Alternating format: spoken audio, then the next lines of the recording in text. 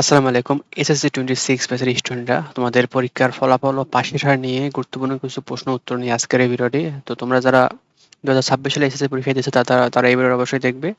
তো দেখো 2026 সালের এসএসসি পরীক্ষায় পাশের হার কত হওয়ার সম্ভাবনা রয়েছে। দেখো উৎস অনুসারে 2026 সালের এসএসসি পরীক্ষার পাশের হার গত বছরের তুলনায় বাড়ার সম্ভাবনা রয়েছে।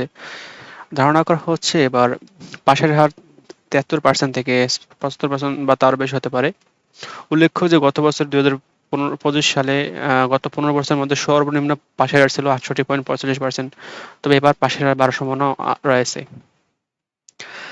এবার রেজাল্টটা গত বছরের তুলনায় ভালো হওয়ার প্রধান কারণগুলো কি কি দেখো। এবার রেজাল্ট ভালো হওয়ার পেছনে কয়েকটি বিশেষ কারণ রয়েছে। দেখো শর্ট সিলেবাস, শিক্ষার্থীরা সংক্ষিপ্ত সিলেবাসে পরীক্ষা দেওয়ার সুযোগ পেয়েছে যা বা তাদের ভালো প্রস্তুতির জন্য সুযোগ করে দিয়েছে। আর নতুন প্রশ্নের প্যাটার্ন, নতুন করে সংক্ষিপ্ত প্রশ্ন যুক্ত করার ফলে পাশের হার বৃদ্ধির একটা বড় সম্ভাবনা তৈরি হয়েছে। আর সহজ মূল্যায়ন, শিক্ষকরা মনে করেছেন এবার খাতা দেখার ক্ষেত্রে শিক্ষার্থীদের কিছু সুবিধা পেয়েছে যারা যারা জিপি 5 এর এবং পাশের হার বৃদ্ধিতে সহায়ক হিসেবে কাজ করবে। কোন কোন বোর্ডে পাশের হার এবং জিপি 5 বাড়ার ভালো চান্স বা সম্ভাবনা থাকতে পারে। দেখো পাশের হার গত বছরের মতো এবারও রাজশাহী বোর্ডে পাশের হারে শীর্ষে থাকার সম্ভাবনা রয়েছে সবচেয়ে বেশি।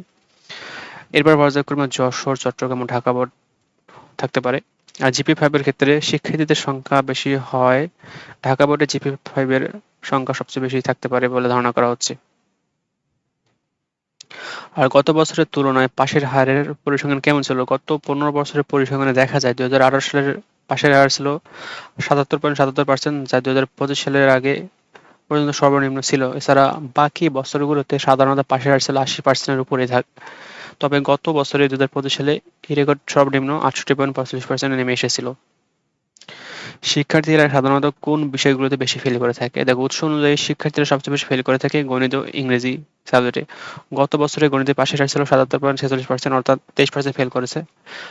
এবং ইংরেজিতে পাশের হার ছিল প্রায় 87% এবং ফেল করেছিল 4% শিক্ষার্থীরা। এছাড়াও বিজ্ঞান বিভাগের পদার্থ রসায়ন, মানবিক বিভাগের পরিণতি, ব্যবসায় শিক্ষা, হিসাব বিজ্ঞানেও ফেলের হার সবচেয়ে বেশি দেখা যায়। তো তোমরা যারা 2026 সালে পরীক্ষা দিয়েছো তোমরা অবশ্যই ভালো ফলাফল করবে এই আশা ব্যক্ত রেখে আজকের ভিডিওটি শেষ করলাম।